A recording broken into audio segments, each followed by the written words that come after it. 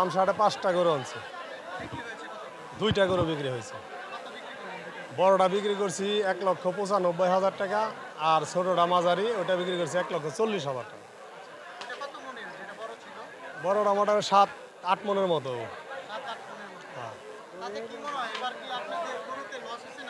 মোটামুটি আর কি, লস লাভ তেমন না, কিন্তু যে অবস্থায় কৃষকের দরকার ওই অবস্থায় আর পাচ্ছি না। আমরা শুনেছি যে বড় গরুতে নাকি লস হচ্ছে, খাবারের দাম উঠছে না, এমন। হ্যাঁ, বড় গরুতে লস হচ্ছে। হ্যাঁ, 3টা বিক্রি হয় নাই, 3টা আছে। এগুলোর দাম চাচ্ছি, এটা চাচ্ছি 2.5, এটা চাচ্ছি 2,20,000, ওটা চাচ্ছি 1,85,000। এটা মোটামুটি 7 মনের ওভার যাবে। গতবারের তুলনায় বাজার একটু ভালো, একটু ভালো। বড় গরুর দাম একটু কম, ছোট গরুগুলো বাজার ভালো। হ্যাঁ জি।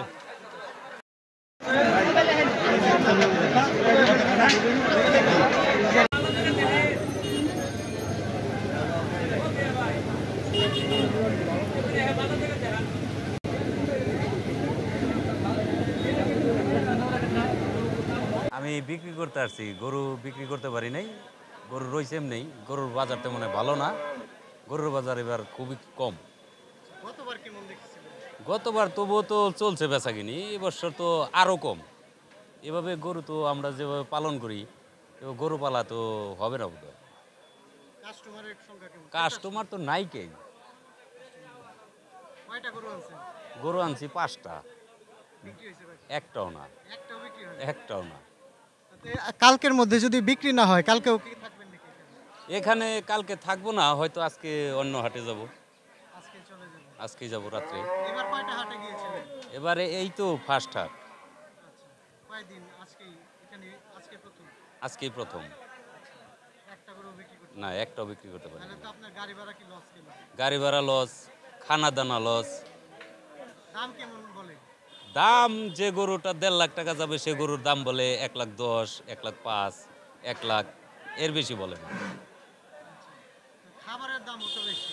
খাবারের দামও বেশি। কাস্টমাররা যে বলে যে গরুর দাম বেশি হয়, গরুর দামটা আসলে বেশি কেন?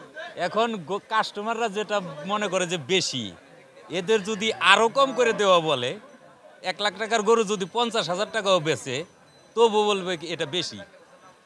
এরা তো খালি সুযোগ খোঁজে আরো কমুক, আরো কমুক। যারা পালে তাদের তো অবস্থা খারাপ। এখন আমরা গরু পালি, আমাদের তো অবস্থা খারাপ। একটা গরুর পাশে, এই গরুটার পাশে কমপক্ষে আমার মিনিমাম 70,000 টাকা খরচ হয়েছে। হ্যাঁ, এটাও আমার গরু। ভাই দুপুরে আসছি, তো দুপুর থেকে এখন পর্যন্ত ঘুরতেছি। গরু আমার বাজেট অনুযায়ী পাচ্ছি না, দাম সবাই বেশি বলতেছে, এগুলো তো আমার বাজেটের বাইরে। আমি আসলে এই জন্য এখন পর্যন্ত গরু কিনতে পারি নাই।